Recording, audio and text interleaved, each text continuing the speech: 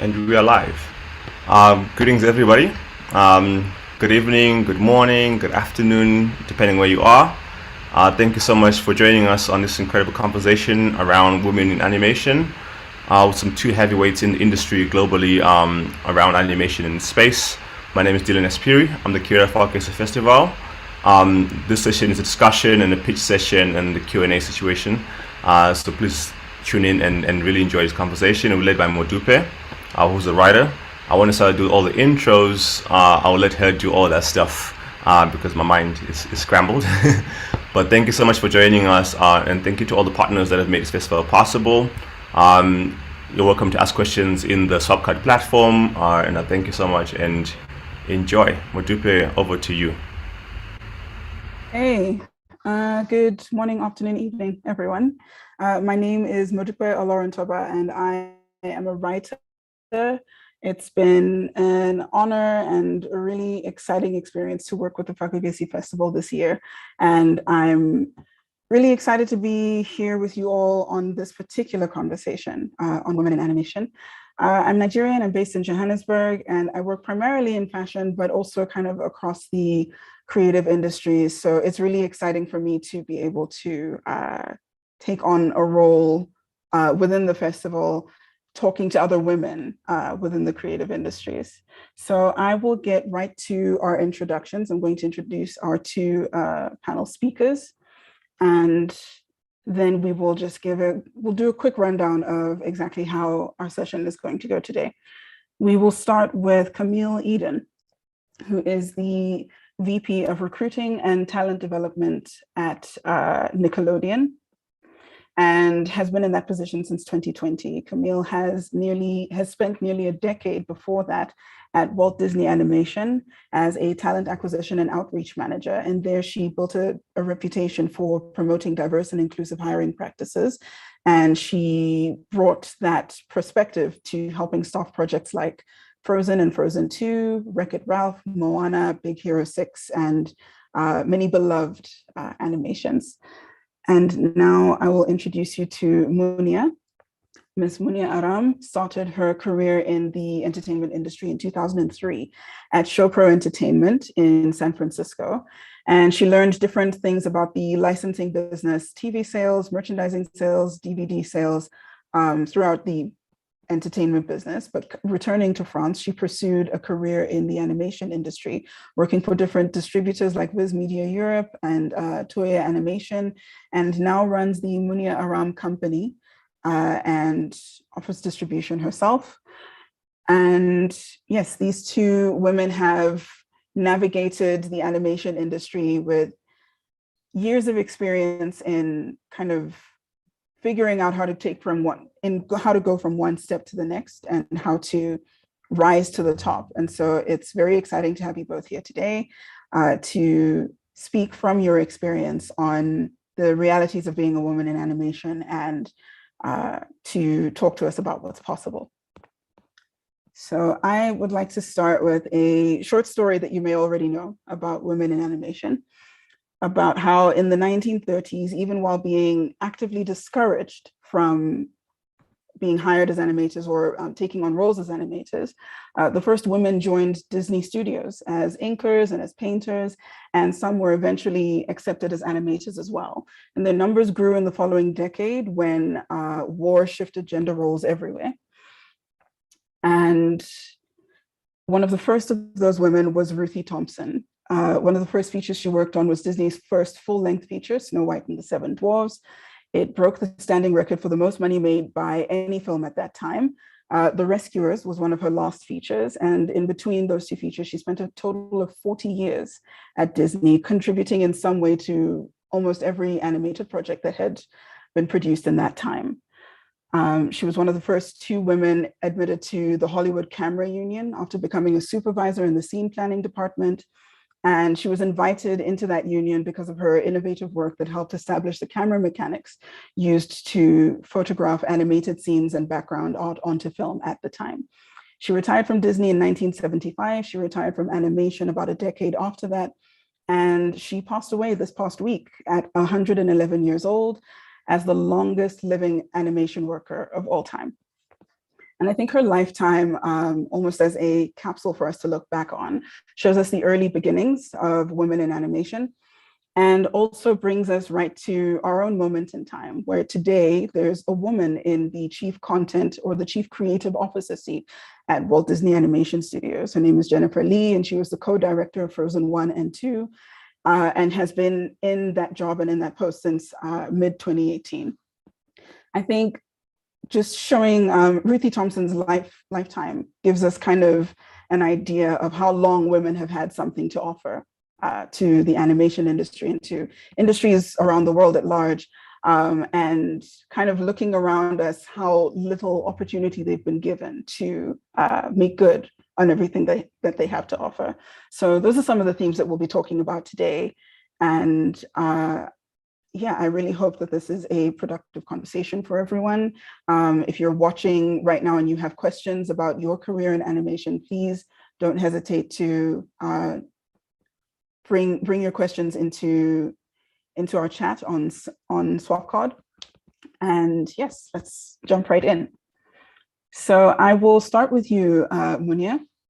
I would like to know what effect you have seen the pandemic have on the industry, and looking at those larger trends, have you observed any particular knock-on effect on women? Yeah, thank you, Modupe. I'm really happy to be here today. And yeah, the fact is that we are not given opportunities. We have to take the opportunities. And I believe this is what I did in my career. I don't wait. I like to, I believe in fate, but also I like provoking things. If the things don't happen to me, I make things happen. And during the pandemic, what I did and what I saw is that everything has changed. I mean, we couldn't travel, we couldn't go to the events. I mean, talking about distribution side, and everything happened online. So we had to make ourselves visible. And it was really important, and it was part of my strategy.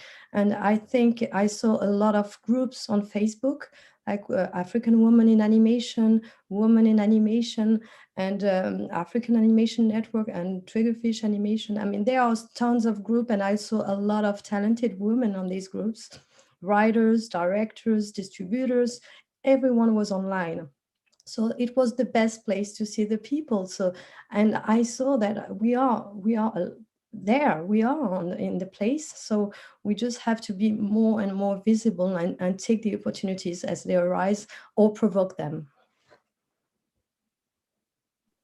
That's excellently said. Thank you.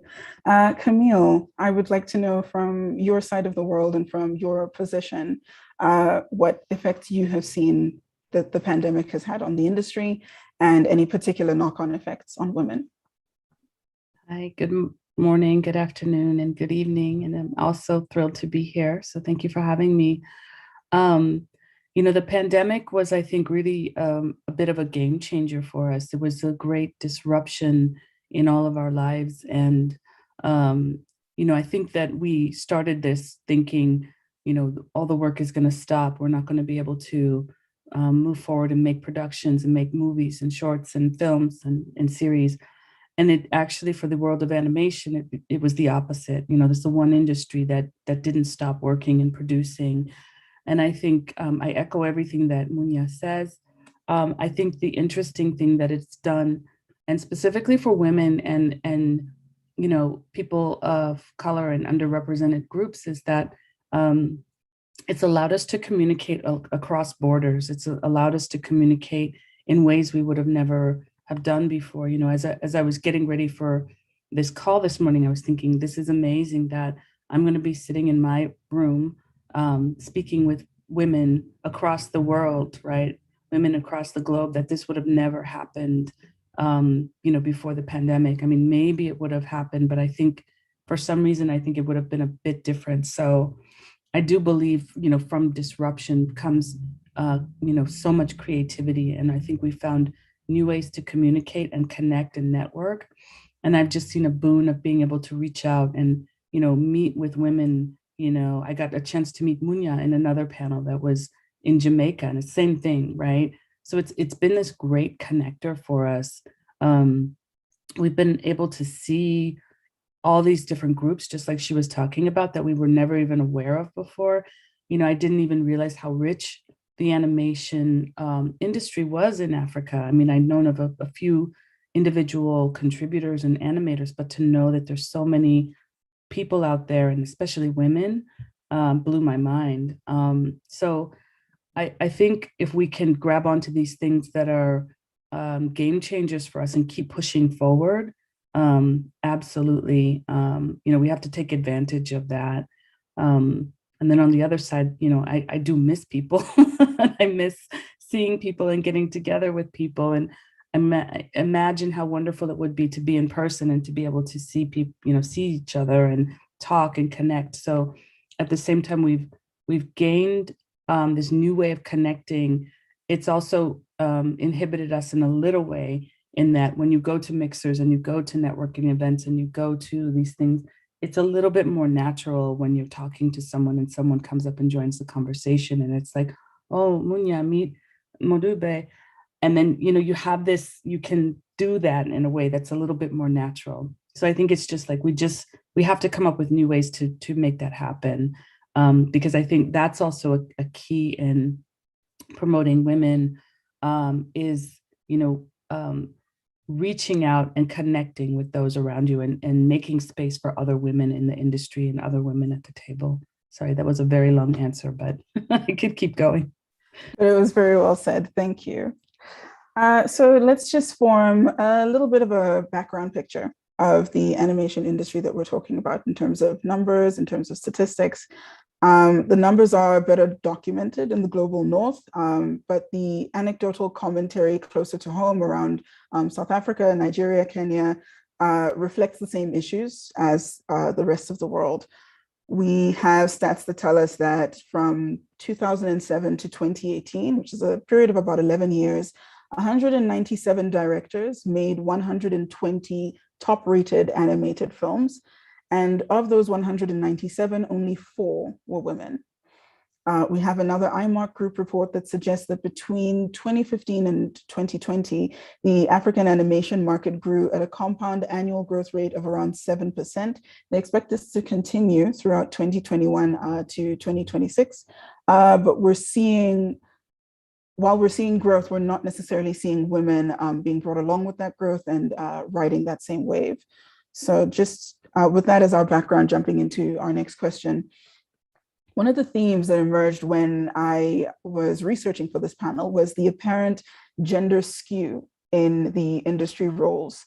So you find that where women are present in animation, they're much more present in production roles than they are in a technical role or a creative role. Roles like art director and writer across the board seem to hover around 1 to 5% women, and executive and production roles are much larger percentage of women, looking at about 35 to 50% in some places across film and television. I would like to know, first from you, Camille, why do you think this is? Yeah, I think, first of all, great stats. And I love how you opened up with a little bit of history and then, you know, giving this statistical information, because that data tells a story, you know, and I think that, you know, it's been a very male dominated industry, entertainment across the board, you know, and when you dive into animation, it's, you know, it is shocking to see, like, we're in this modern age and we're in this time. But I think there's several things that I think is that you don't see enough representation. So I think a lot of women don't think that they can, you know, do this job, but we know differently, right? I think we as women tend to not, if we don't check all the boxes, you know, it's like, well, I couldn't possibly do that. And whereas a man could maybe do half of it and says, I could do that and step forward. And so what I've seen from my work is, you know, you go to schools, we travel, we do outreach, you see a lot of women interested and in love with animation and wanting to do this work in the technical jobs. And then at some point, you know, they're studying and then they kind of disappear, or they they do go into production management or other roles, which isn't a bad thing. I mean, we always need good production people. But I think, we as women will sometimes stop. And then you also have, when women, when you start a family, when you have a career, a lot of women will leave their career to take care of the family. And some people will make it through to a certain point, and then it's like the family takes over. And we saw a lot of women leave the industry during the pandemic because they had to take care of the families, their children, because they didn't have childcare, they didn't have. So there's so many contributing factors. And one of the things that we try to do with outreach is put women forward so that when these young girls can see themselves, right, they can picture themselves in this role. And it's just like that reinforcement of representation that we need to do a lot more. We need to see more women in those spaces. We need to start, and again, from my role in bringing in talent, we have to start making space, like I said, at the table for women's voices in animation. And then in the schools, it's like, promoting and encouraging women to keep going for the dreams. And that's why I think things like this are so important, to hear this information. And I think it's the last part is like sharing information like this and showing women that these are the career paths that are available to them. Thank you, Camille. Munia, would you like to give us a little bit of a picture of whether you've seen these stats reflected in your experience over the years from your position in the world, and what do you think could be behind it from your own context, from your local context? Yeah, I will totally echo what Camille just said. I mean, we don't see enough women, and especially if you go to the training programs for technical jobs, I mean, you only see most of the time men, and they don't. Maybe they are, as she said. I mean, we women, we wait to check all the boxes before we go and apply to something, and we are not confident enough that we can learn and do it anyways. I mean, not like the men they go for it. And I think that's the same here in Europe, and we have the same things, and we need more role models. We need more technical women to talk, to be able to speak and to share their experiences, and to show the young generation that it's possible to be involved in this industry and have a technical job. And having a family is also possible. I mean, we are in 2021, and for my personal experience, people keep asking me, because I'm running my own business, and they keep asking me, how do I handle my personal life? First, I say it's none of their business, but then I said, okay, I have kids, true, but I have a husband too. So he's taking care of the kids. We are in 2021, so I can travel and he can take care of the kids. So it's just a matter of being we can still have a career, have a family. It's still possible. We can have both. And I did that because in my early experience, in my early professional life, I met with this talented lawyer, and she told me, you can have it all. You just need help. You need a babysitter. You need your husband to help you. If you have the right husband, you can do it. And if you have enough people to help you around you, you can make it. So you just need to be surrounded, and you can have whatever you want in life, whatever career you want in life. So this is the thing that I want to share with the young women who want to be, distributor, producer, or any technical job. They can do it. It's not a matter of gender. It's a matter of what you want to do, and if you are surrounded with the people who can help you in your personal life to have a work balance. Yeah. Very, very encouraging words. Another theme that emerged in my research was that the self-doubt was a factor contributing to the overall gender disparity, something that you've both touched on in your answers to my previous question. I'm also finding that it is reported on as a result of sexist discouragement and discrimination. And so I want to ask, what do you believe are the factors in the bigger picture Because we could talk about what the industry needs to do, but if the industry ticks all of its boxes, culture and society still have a role to play in supporting women being able to take on these roles, in supporting women feeling as though they can right from the entry level. So what do you believe what are the factors that have been highlighted the most in your work? Munia, we'll start with you. Yeah, to be honest with you, it's still not easy.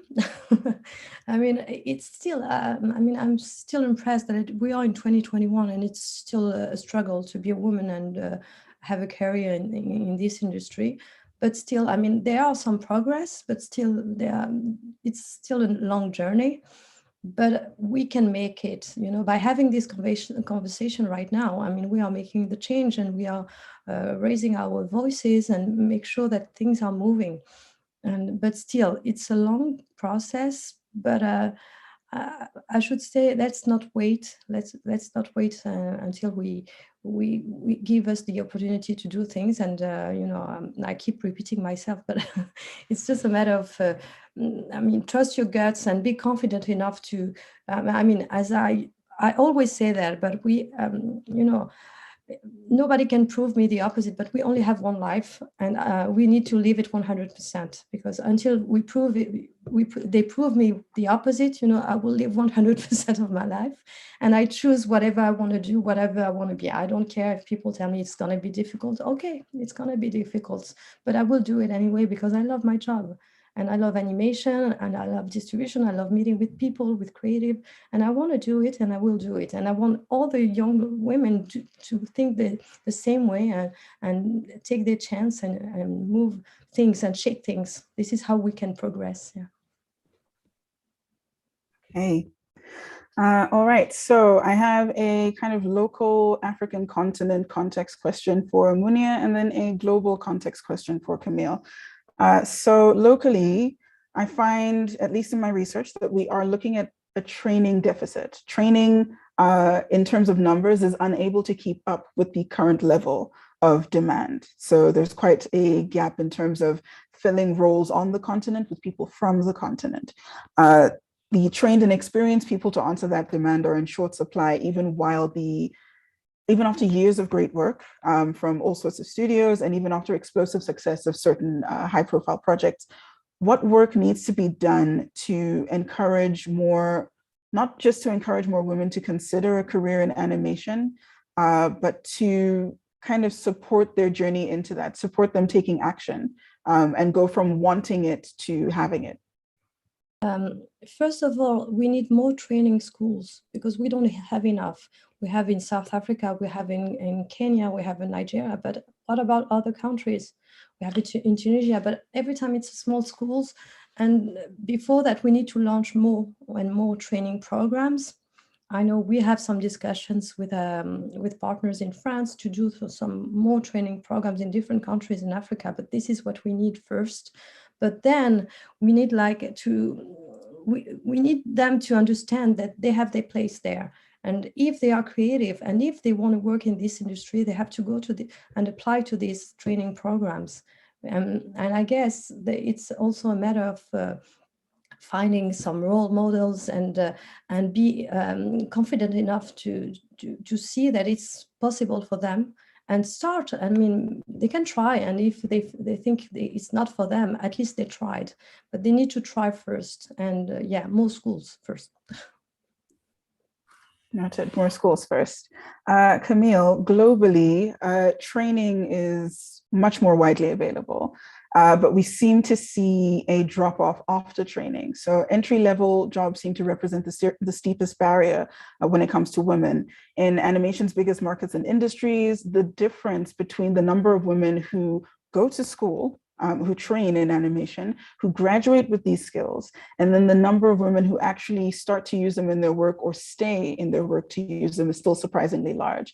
What are the issues you're seeing that represent that difference? I know you've already mentioned women leaving the workforce because of parenting and childcare commitments, but even before that mid-career drop-off, there's way too much of a difference between the number of women graduating and the number of women working. Where do you see the problems with that?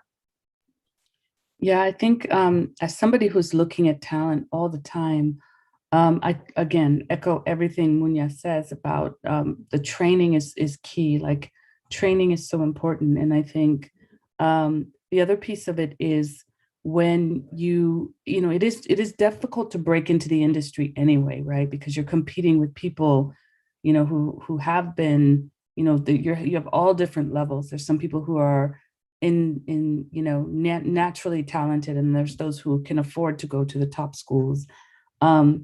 And so there's so much more to be said too for drive, as well as, everything Munya was saying about determination and continuing and just taking those chances. The other side of it is, finding, it's a networking piece too. And then there's mentoring in addition, right? And so I think that, it can be very discouraging when you've gone and you've done all this work and you're, working hard and you can't get your foot in the door. I think that is the hardest part for people, is to get that first step in the industry, to get that first job, to get that first experience. And so again, that's why things like this, this conference is important, because it's an opportunity to meet people and network and connect and, reach out. There's a lot of other organizations out there now, which I think, again, are amazing, because with the pandemic, it's kind of, like I said, taken down the barriers and the walls that were previously, because now we can connect over this, right? So there's programs out there that have mentoring and are global. We do some partnerships with some of those organizations like the Brick Foundation and Rise Up Animation and Women in Animation. And there's a lot of different organizations out there, if people do their research, that do offer some kinds of mentoring programs and things like that. And again, ways for people to connect. And another great thing about it is that, with us all working remotely, more people are open to hiring people from another country, right? It doesn't pose the same challenge because of the visa situation, or so there's so many different factors that can weigh into, but I think, specifically for women and women of color, it's getting those connection points to get you in, right? And having people to help you with, how to tailor your work, how to, craft your portfolio, how to write your resume, those kinds of things, because, you're going into these bigger companies and some smaller companies too, but they're looking for certain skill sets. So all that mentoring and things like that can help, hopefully, and the networking too, I think, are key. So that's why it's great that you're having this talk and, sharing this information with people. So hopefully, they can take those steps to connect.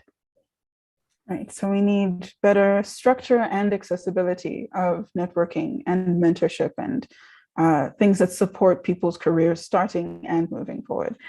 Speaking of organizational support, we would really like to thank the Gauteng Film Commission for their support of the entire festival, but also their support in particular of this talk on women in animation.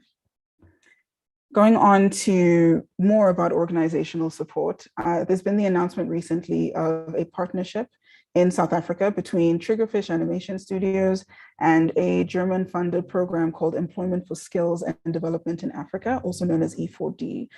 Biz Community reports that this ambitious 3-year partnership aims to expose 10,000 school leavers to the animation industry. It aims to empower 6,000 creatives with enhanced portfolios and market access and create 200 more jobs in the local animation industry. It was announced at the Cape Town International Animation Festival a little over a week ago, where the partnership also launched their first product, their first published support program, which is a free online course on editing for animation. And it's available through what Triggerfish has set up called the Triggerfish Academy, a free digital learning platform. So this is one program that's been announced. There are others like it all around the world. What should programs and partnerships like these focus on in their execution to make sure that women in particular are not left behind? Munia, we'll start with you. What I forgot to mention is that I also plan to open a studio in Morocco, animation studio. And in addition to this studio, we will have a training program. And we are targeting to have 50% female in our program. And being myself a woman, I want to try and inspire young women to join us and to have access to this training program. And as I said earlier, communication is the key. I mean, we need to communicate a lot, and because sometimes they don't know that these programs exist, and they need to have access to these programs in order to be present in this industry. And so this is exactly what I want to do. And you know, as you can tell by the fact that I lost my voice a bit, I've been talking a lot in different panels promoting the fact that we need more and more women, and we need more training programs, and we want them to come and join us. I mean, they are in social medias, they are there, so they need to come to the training programs, and then they will be able to join the studios that are existing in the continent. And this is the best way to do it. I mean, communicate, make them build some awareness around these programs that exist. And by seeing women like us being in this industry, we are role models for them.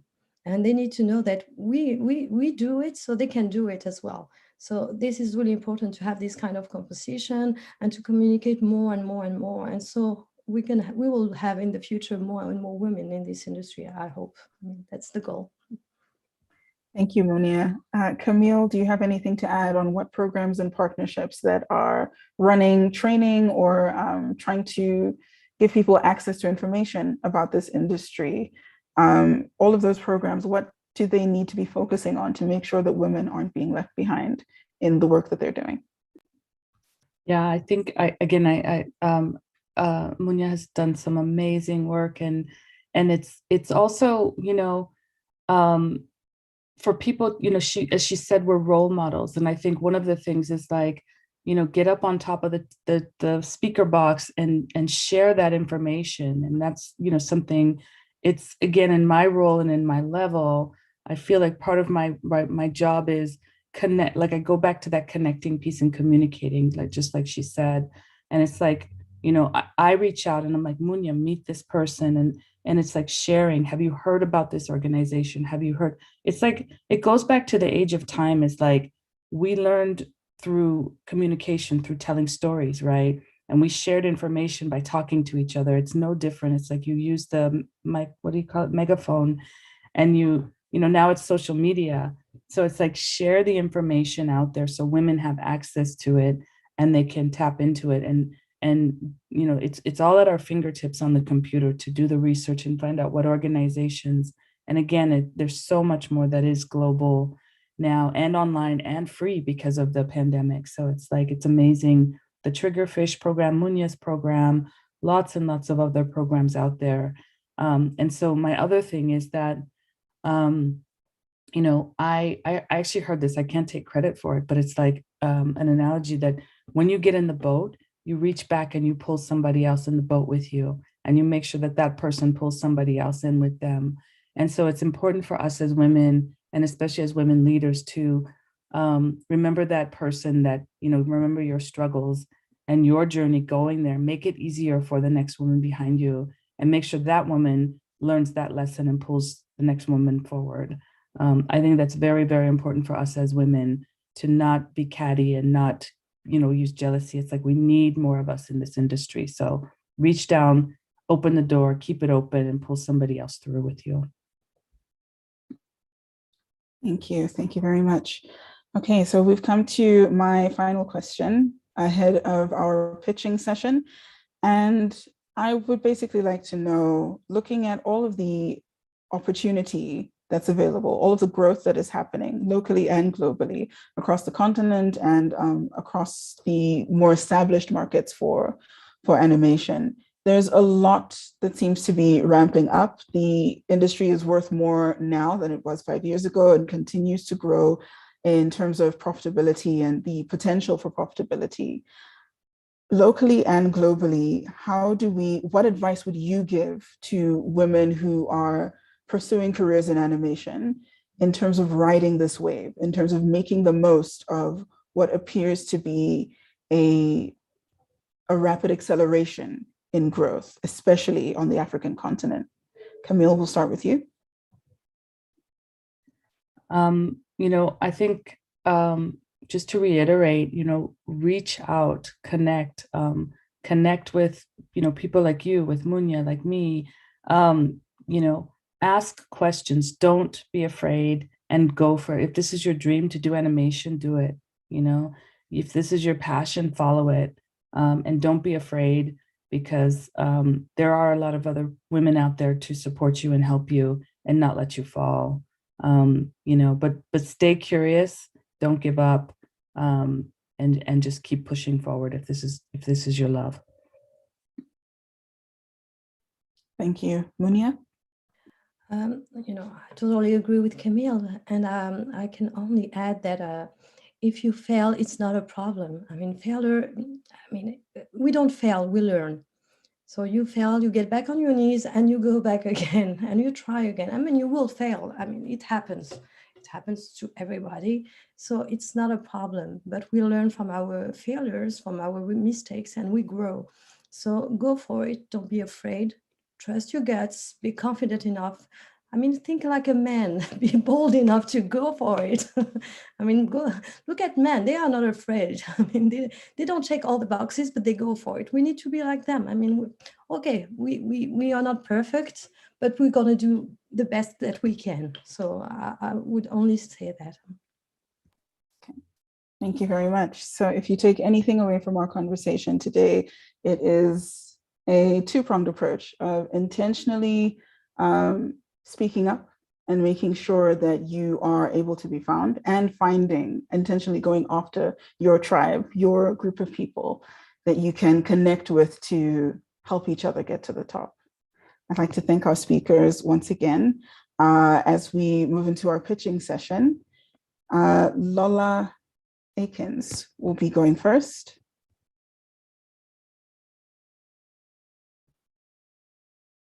Sorry, Lola, you're on mute.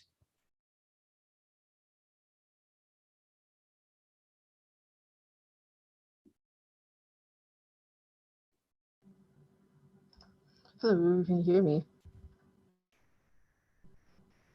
Yes, we can. Can you guys hear? Okay, cool.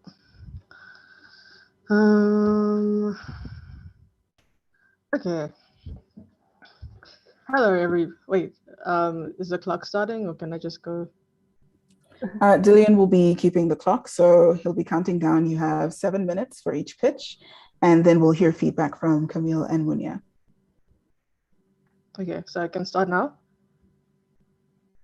Yes, you can. Okay, cool. Hello, everybody. My name is Lola Akins, and today I'm here to tell you about my story, Nadi, which is a story about sports, grief, and the resilience one needs in order to accept that grief and move on with their lives afterwards. In school, I was a prolific athlete, playing hockey and athletics being my two favorite sports. And during one really important athletic event, I was running hurdles, and I was winning. And I tripped over a hurdle, and I fell, and I lost the race. When I was 17, I got hit by a hockey ball, and that was an absolutely devastating injury to my knee and a complete blow to my athletic career. And then when I was 23, I lost my grandfather, and that was the first major loss of my life. And all these events led me to the story of Nadi.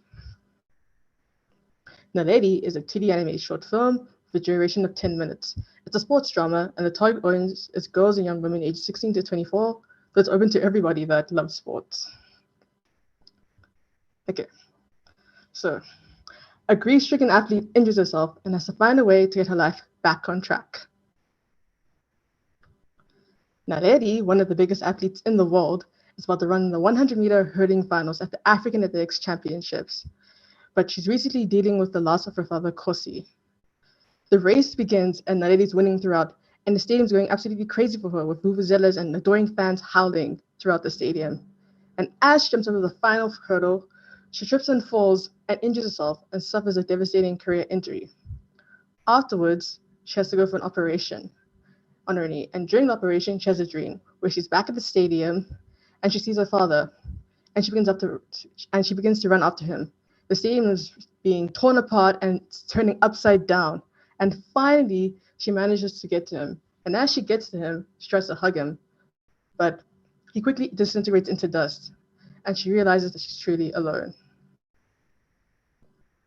Sometime after the operation, Nadi has to come to terms with her father's death and goes to the school where her father was the school coach at to collect his belongings. There, she meets a young fan named Buddy, and she decides to take on her dad's old job as school coach and train this young girl. And now she's able to become closer to her father and also find meaning in her life after her father's death and also not being able to run. So, end the story.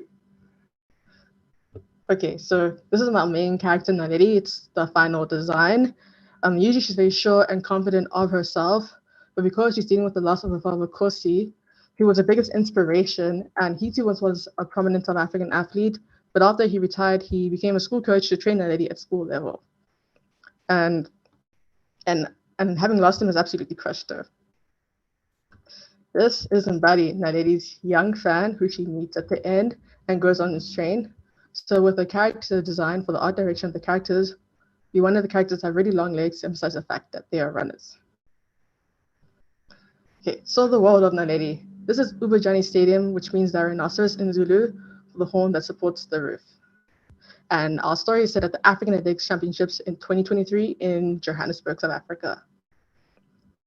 And the vibe of the stadium, think the Soccer 2010 World Cup, with vuvuzelas howling through the stadium and the adoring fans wanting to see their favorite athletes from all over the continent.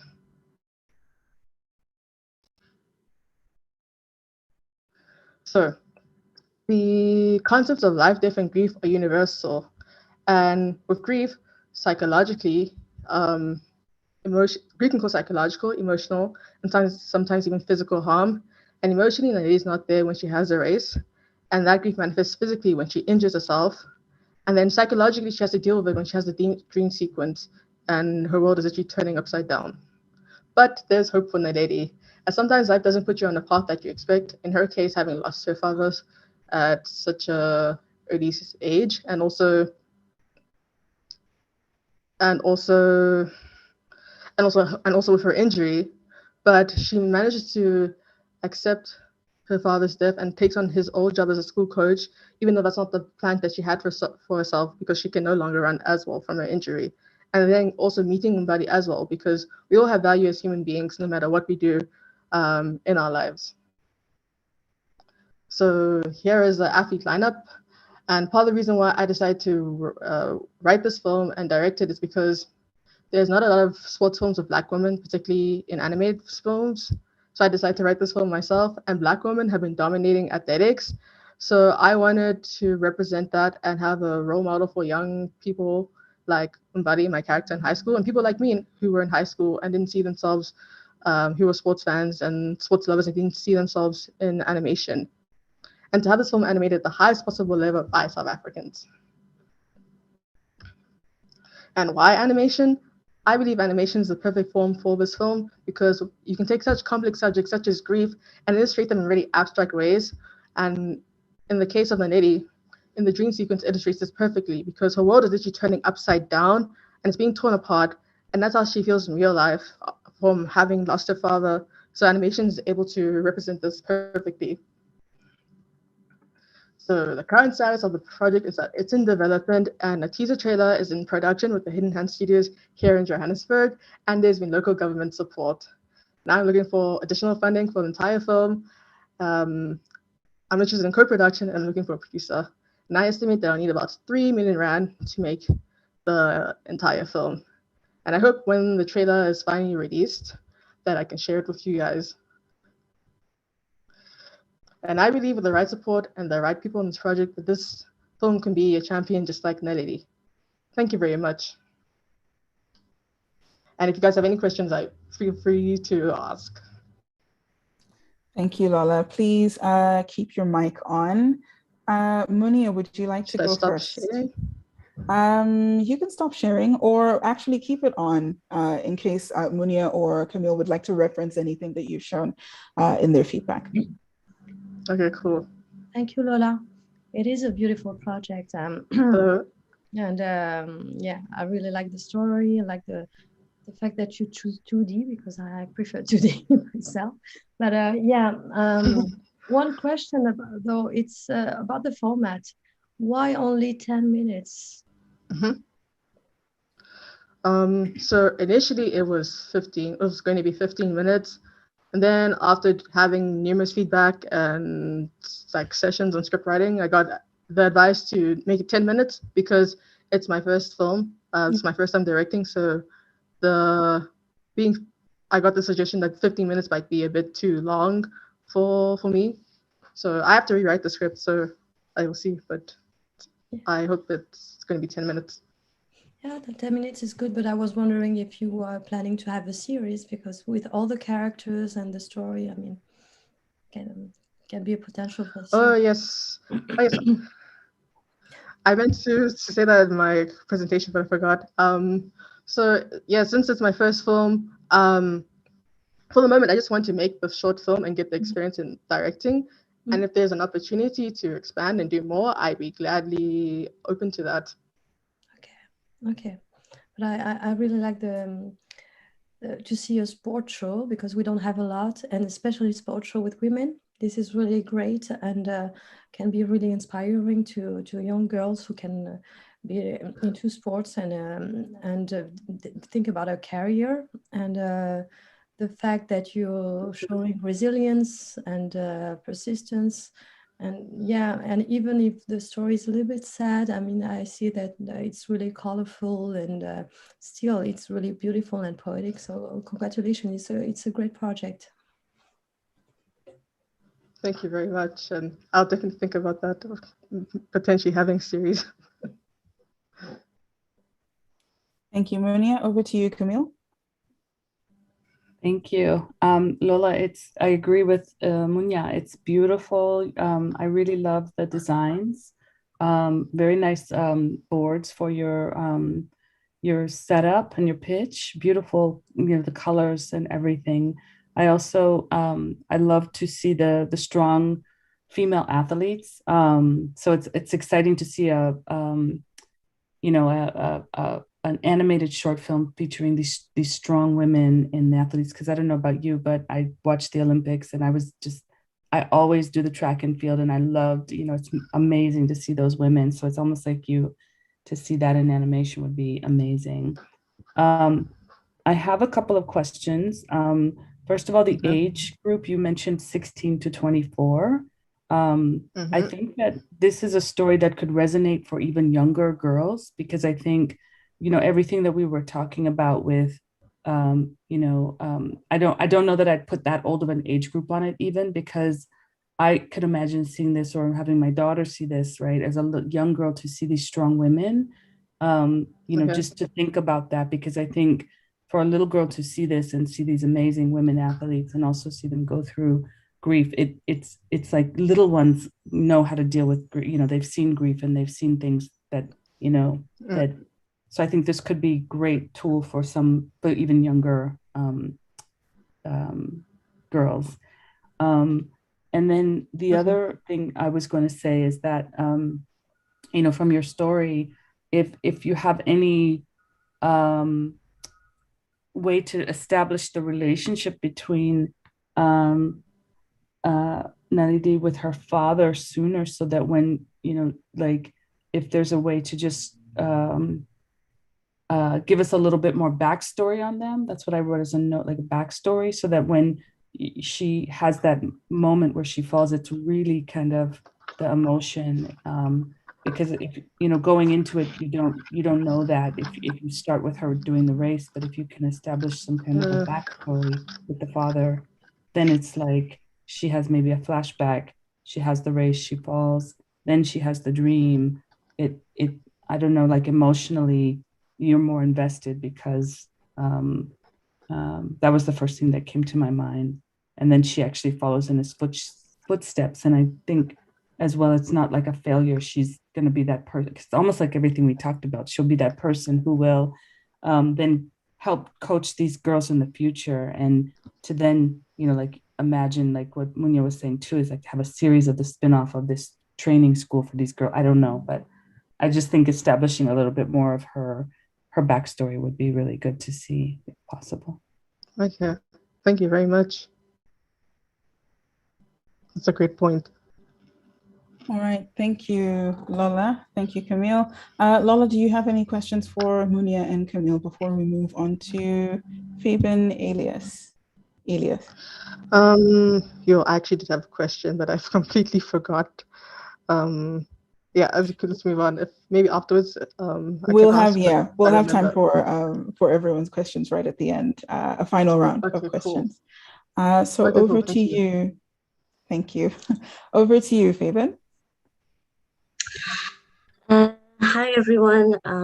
Thank you so much for being here. It's so wonderful to hear you speak so passionately about a sensitive issue, and I'm really excited to present my work to people like you. My name is Fabian Elias. I am a 3D artist and a storyteller from Ethiopia. 2 years ago, I received a scholarship from Netflix, which allowed me to do my master's in animation in Womxn. And I recently completed my graduation film called The Soloists, which happened to be about women. I invite you to go look at it if you haven't seen it already. I'm also the writer and director of Teambeat, a 3D animated series for children, which is now in development here in France. So I will share my screen to show you.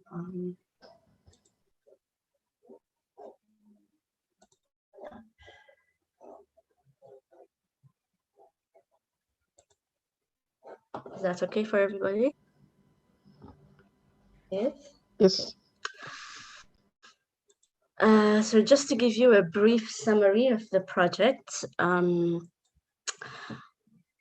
project I'm about to present to you is called Jakob. Jakob is a 3D animated sci-fi adventure TV series that showcases the ancient isolated churches of Ethiopia. It is intended for an audience of ages between 14 to 35, and it's themed around spirituality versus science, friendship, coming of age, and self-discovery. Currently, it's in its writing stage and seeks help in visual development.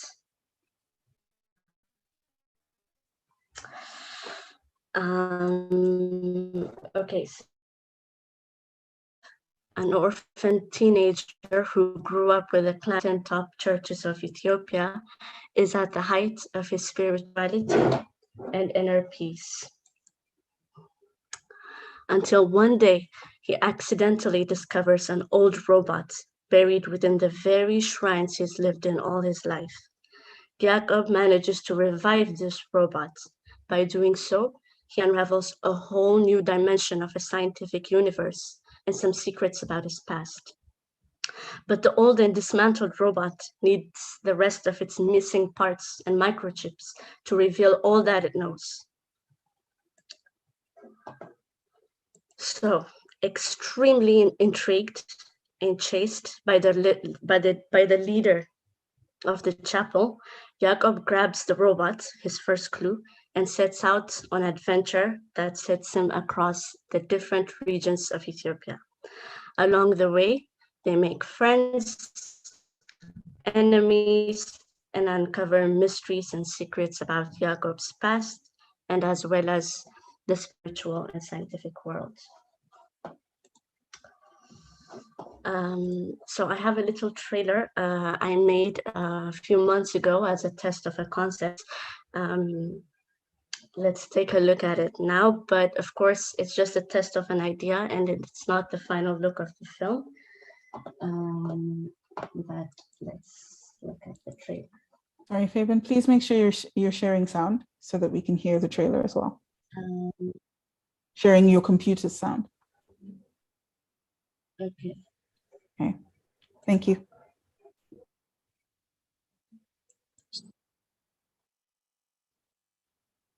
They're visible.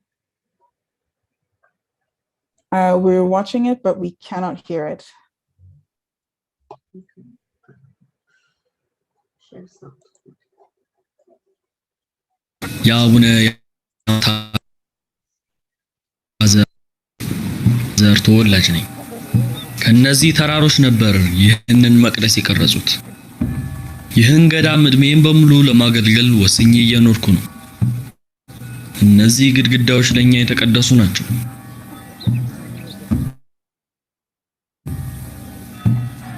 እነዚህ ቅዱስ መጽሐፍት የሚስጥር ቁልፎቻችን ናቸው። ምንም አዲስ የሆነ ነገር መጥቶ ሰላማችንን ረብሾ አያውቅም። እስከዚህ አንድ ቀን ድረስ ይህንን ነገር አገኘሁ። ሁሉም ነገር ቀየረው። So, like I said, it's just a little piece that I made to sort of get the idea out of my head. So let's talk about our characters. Our main character, Jakob, is a humble 15-year-old orphan boy living in the Abuna Yamata monastery. He's there to learn the theology of the Ethiopian Orthodox religion in order to become an important priest. He doesn't know his parents as he was left as a baby in front of the famous church where some monks took him. After 15 years in the same place and in the same codes, discovering this robot is the beginning of a long and a fantastic journey where Jakob will rediscover himself and his values in life.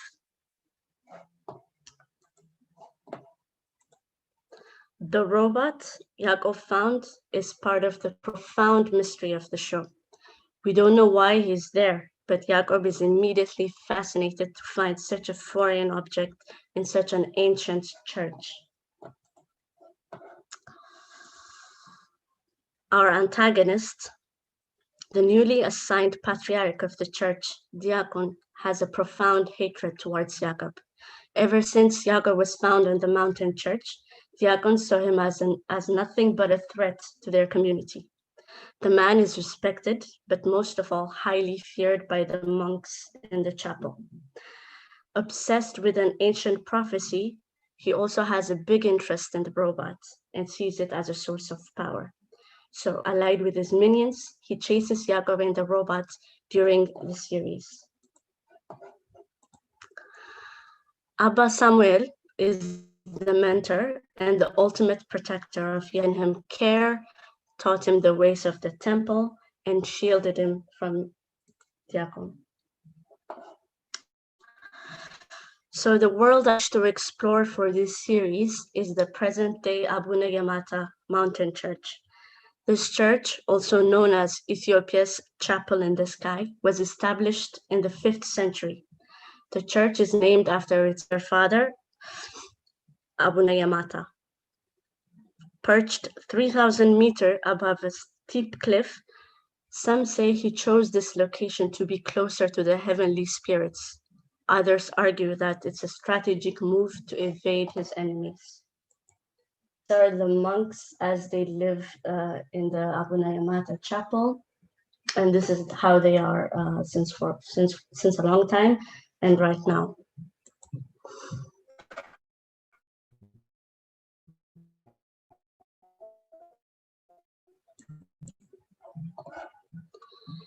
The different is very crucial to the show. I intend to use the culture and ideology between the Ethiopian tribes to add richness and excitement to the show. And these are some styles and color palettes I'm looking at as a beginning of the look development of the film. And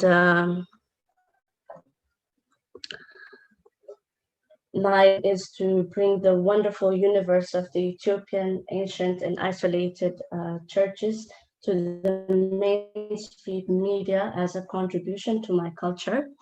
And I also want to touch upon topics like self-discovery, spirituality, and science, which I find are not often explored on television for young adults.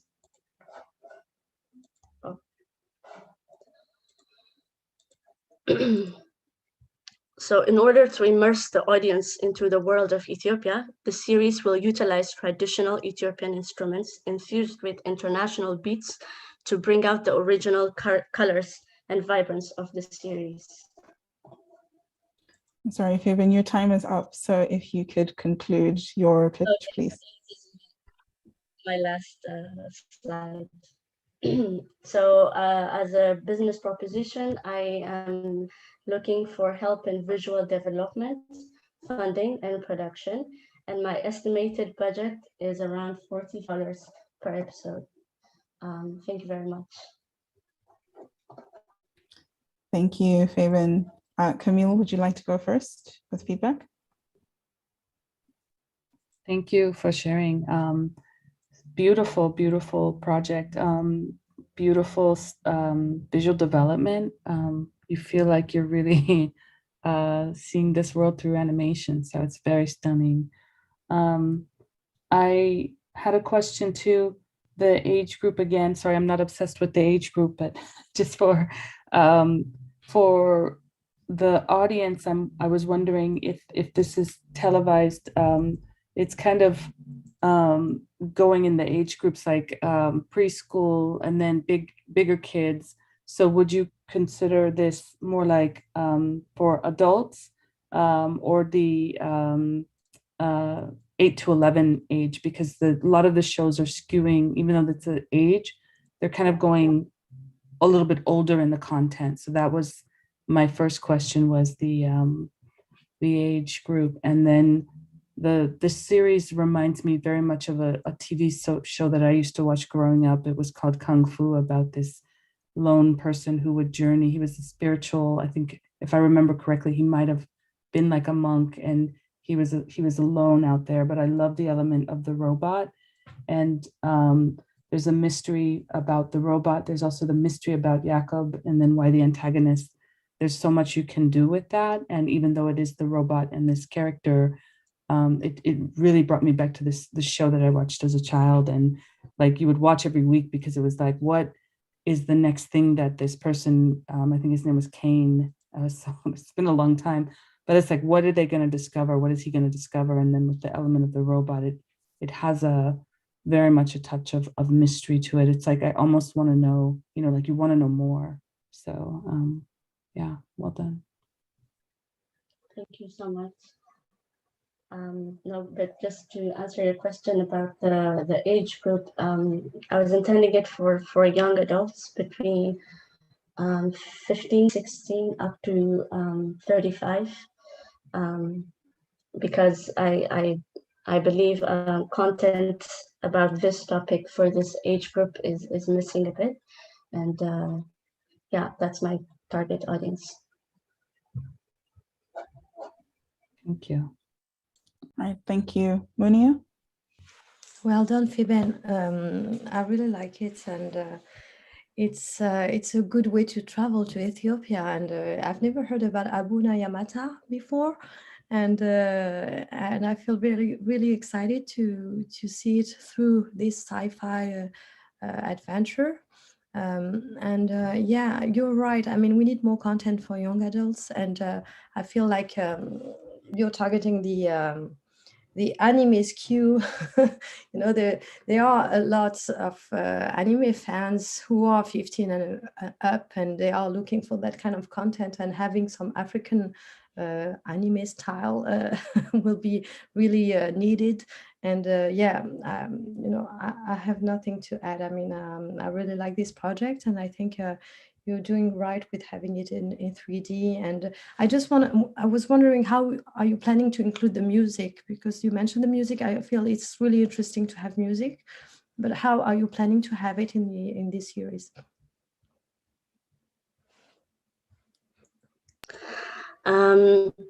Like I said, I tend to infuse it as part of the original tunes and sounds that are true to the chapel, that are sung in the chapel, but also needs to sing to an international audience. So mixing some of our traditional instruments with international tunes, I believe is a good fit for the series. Thank you. All right, thank you. Fabian, if you have any questions for Camille and Munia in reference to your pitch, we'll also hold those for the end. And last but not least, we have Sela Elo. Would you like to take over? Okay, Let me just share the screen.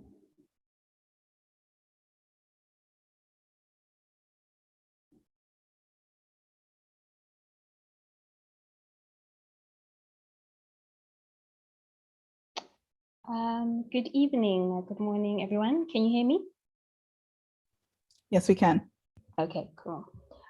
My name is Lalo Mabela, and I am the writer and creator of Lolo. The inspiration behind Lolo came about when I realized that there weren't a lot of South African animation series that represented young girls, particularly Black girls. Growing up, I don't remember ever seeing a superhero that looked like me, came from the townships, or even spoke Tswana. So when I got an opportunity to create a series, I wanted to make my inner child proud. I wanted to create a series of a young South African girl that is fearless and relentless in everything that she does and is not willing to back down. A girl that is willing to try, but most importantly, a girl that is willing to learn so that she can be the best version of herself. And that girl is Lolo.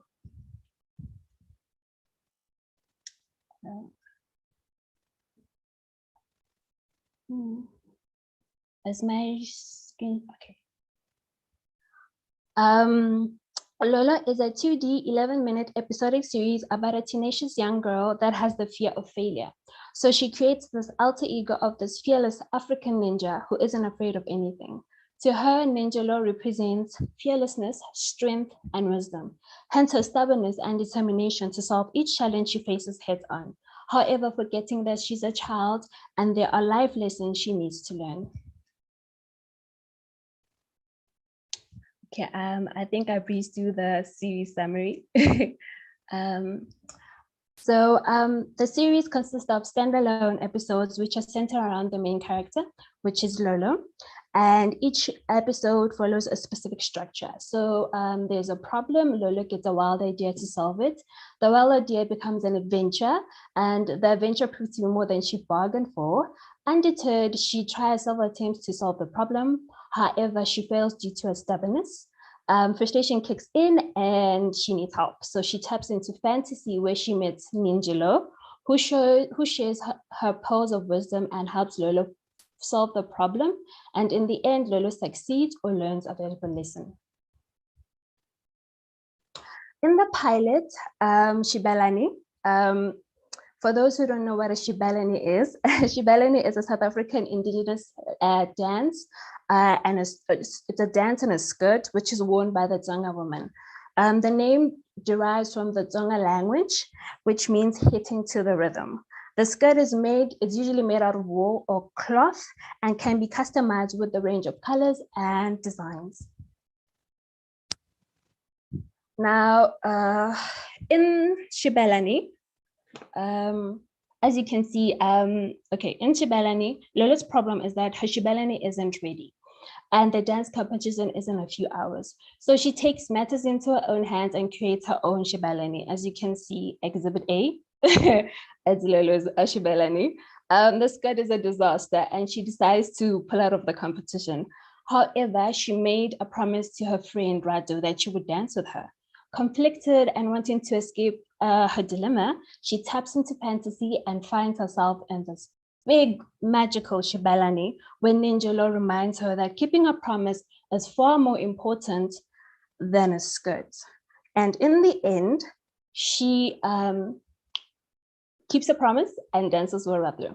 So this is how our magical world, this is our magical Shibelani. As you can see, it's got feathers, it's got leaves, it's got Lolo's toys in there, it's her creation, her eccentric creation.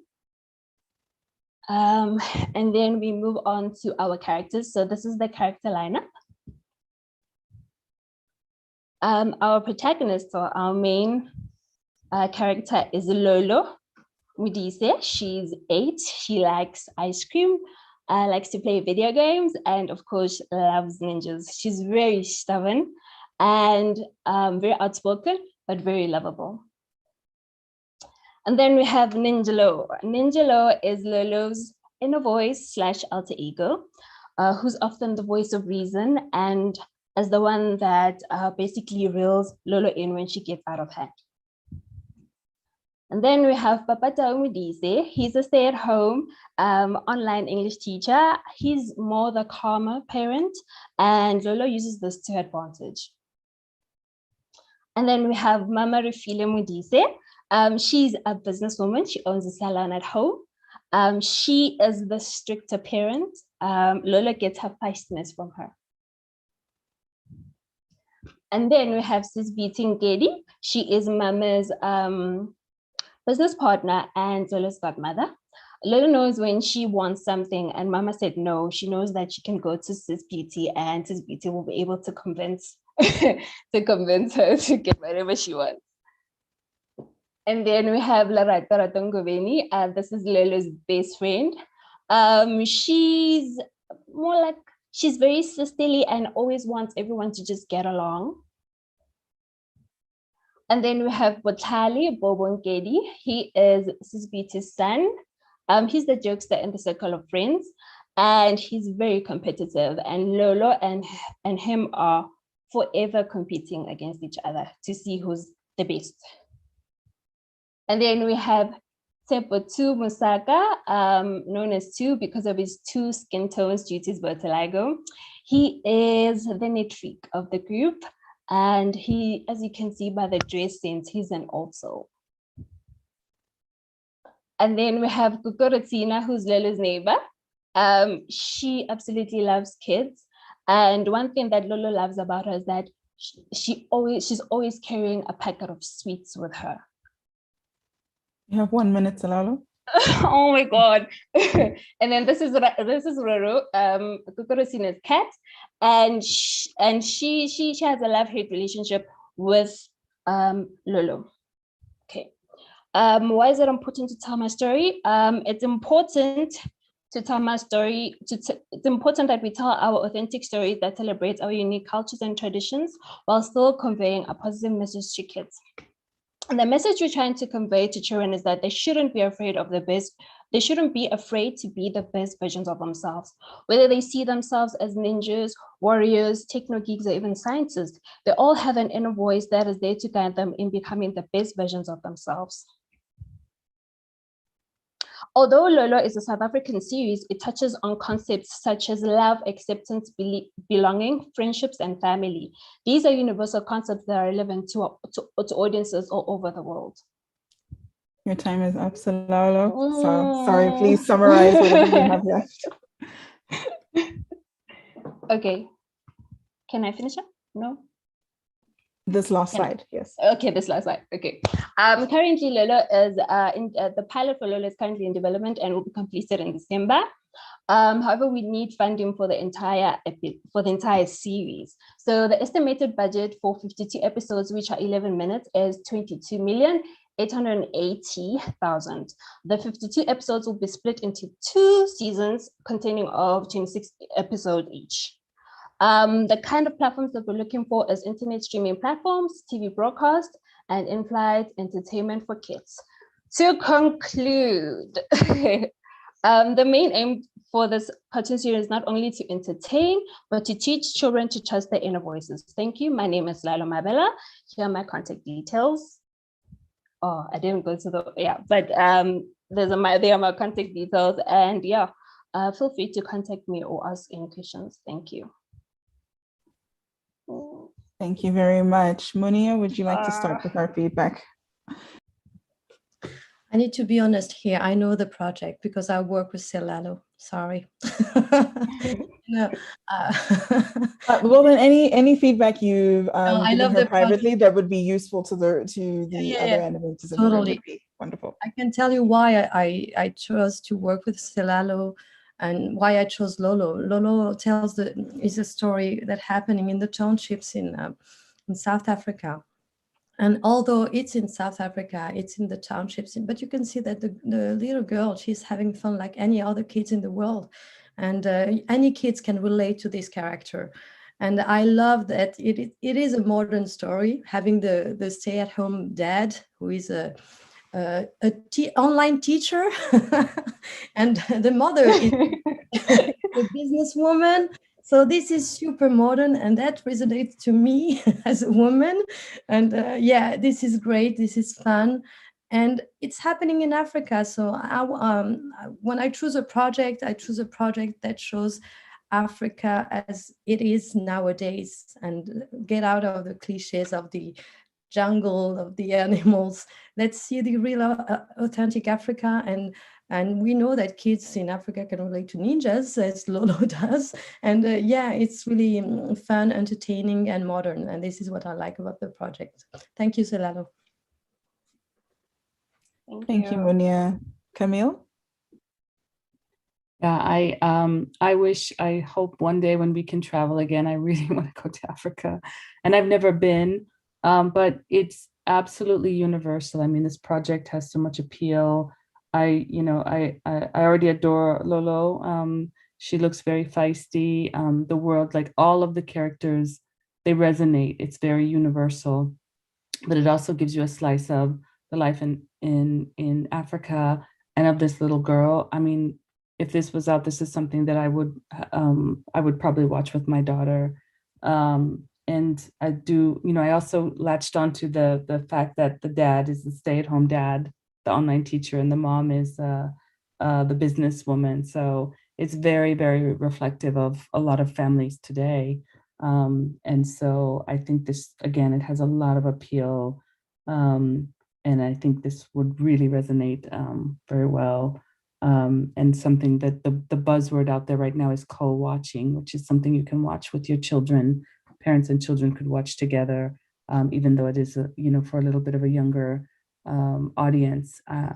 I think it's adorable. So thank you. Thank you. Thank you. Should I stop sharing my screen?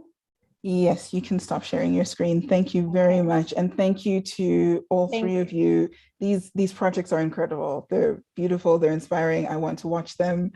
And I really, really hope they get made and get fully funded, and that you find everything you're looking for to tell these stories. I would like to find out now if you have any questions for Muni and Camille in terms of the feedback you've received or questions you're currently asking yourself about your project.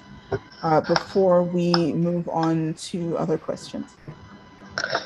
Yes, I have a question for Camille on your feedback about the age group, because actually I got this comment before, like many times, about changing the age group. How do you determine what is the best age group? Because I based my age group on the main character, and also Nadi, because they're between the ages of 16 to 24. But I do believe my story could be for everybody, but usually when you pitch, or they want you to be very specific about your target audience and not be too broad. Yeah, I think if you're pitching to networks or streamers or anything like that, they're usually looking for content for a certain age group. So it's as like when you go in, the main target area right now seems to be the 8 to 10. Because that's what a lot of content providers are looking for, like the streaming companies and the so I think and just after seeing your pitch and hearing your pitch, and I just thought of like, this would be really, really good for younger girls. I think in the messaging of what we were talking about, everything today, I just think, even though you're dealing with a more serious subject matter, more with grief and growth, and from that, right, that is something that kids are more savvy than we realize. They know much more than we give them credit for. And so I think even a smaller child, like a 6-year-old, could watch that and still feel the story. So I think that's where my comment was coming from. Okay, thank you. That's my only question. Okay, thank you, Lola. Fabian, we'll move to you.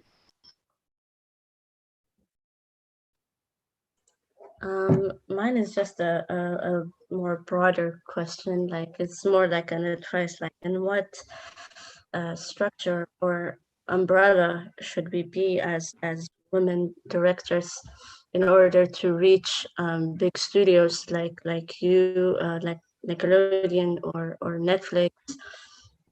Like, what is the best approach to get a sit down with studios like them? Yeah, it's a great question because every, usually with the studios, at least here in the States, they wanna you have to come through your representative, like they want you to have an agent, they want you to have a manager or a rep.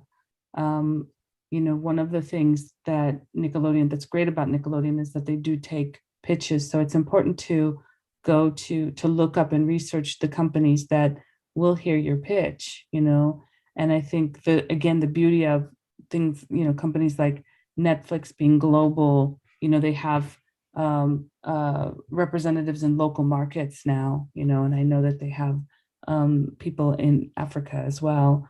So I think it's, again, doing things like this is exactly what you should be doing, right? You're doing exactly what you need to do and getting the connections and the exposure for your project. And I think, like what Munya was saying is I think that's going to be really hot right now too. That whole kind of adventure, like at Nickelodeon, they probably would say, because Avatar Studios has come back, right? So Avatar has a very similar bend to it. And so they would say, like, they might say with the bigger companies, well, we already have this project here. So it's also important to research what projects the company has, like do your research into the studios, like do they have a project like yours? You don't know so much about development, but if you see the lineup and if it fits the style of your project, zero in on those companies. And then when you do the pitch, you would want to hope that they don't have this kind of a project in their lineup already in development. So I think this is a really great time for your project. It's just finding those companies that would be a match for producing your show. Thank you. Thank you, Fabian. Selalo? I don't have a question. I feel like it was the question I was about to ask is similar to Fabian's one. So yeah. Okay, thank you. Right, so we don't have many attendee questions in the chat on Swapcard, but I did have to skip a couple of my questions in our initial discussion. So I think I'll just return to those and then we will close. So Munia, this question is for you. High-speed internet and increased accessibility are rapidly expanding the African markets for film and animation and gaming, and they're really accelerating their growth as well. And all of that comes with opportunity, the opportunity that we've talked about previously. We have the streaming providers from Netflix to Showmax, and they're changing the way that people consume entertainment. And even while coronavirus has had this massive impact on the film industry as certain productions had to shut down, but also cinemas closed. As life moved online, local television production in South Africa, at least, was declared an essential service, and they were able to continue with certain restrictions. From the numbers in that IMARC report, where we talked about a 7% compound annual growth rate, the opportunity is there, however small it is, it's there and it's increasing. What lessons from your career can you give these animators to look out into their local context and try and connect and grow the local industry? Because there's also the question of looking at what's happening internationally and looking at the barriers that are kind of coming down in terms of being able to do international work and global work. But if they're really looking to do something locally, do you have any advice in particular for them in terms of the present circumstances that we have? Yeah, I believe that I'm very optimistic for the future of African animation, but I believe that the best way to be in the international market is to do co-production. We need to, it's happening. French producers do co-production with Canada, with other countries, but we need to do that in Africa because our studios are small, and to reach an international level of quality and partner with the big producers that are already familiar with what the broadcasters' requirements are, it's the best way to reach another level. and it will help the studios grow and learn from a partnership with other producers. So this is exactly what I'm doing with the projects that I'm taking. I'm pitching them to producers in France, in Canada, in the US, and we are planning to do co-production in order to grow together and make sure that we keep the African DNA. I mean, it is important, and make sure that part of the work is done in Africa. We don't want to take the story and make them 100% outside Africa. We want to have part of the work in Africa, in the studios, as much as they can, as much as they are willing to work on the project. And then little by little, we will have a bigger studios with bigger infrastructures, and this is the goal. But first, co-production is the key in my point of view. Thank you very much, Munia. And a final question for both of you, but we will start with Camille. I know that in South Africa, I don't know about the rest of the continent or what the numbers look like across the world, but I know that in South Africa, a large chunk of funded animation work available is actually in marketing and advertising and not in feature productions. And it's actually been growing. The advertising industry uses animation more and more to tell its short stories, to sell its products. How can women working in this craft make the most of that, do you think, if they are in that space already, or if they're finding opportunity there, but not finding opportunity in features? And what should they keep in mind if they'd really like to make the jump from commercials to features? I think that, you know, there's so many people right now looking for content. So that content is going to need people who can do the work, right? And we're getting on a shortage of workers because everybody's doing streaming now. Everybody's doing content. I personally like to think outside the box when looking at people for animation and looking at their skills. You know, you can very easily translate a job from a comic artist to a storyboard artist, but it's just switching up your skill set and studying and understanding the different positions within animation. So I think for those people who want to make the jump to animation, regardless of whether it's TV or even video games or feature animation, understand what the roles are in animation, and then, you know, work on applying your skill set to that. So if you're an artist in commercials or marketing, look at the portfolios and the work from people who are doing the work in TV animation or feature animation. You have so many things at your fingertip. You can go on Instagram. People are putting all their work on Instagram.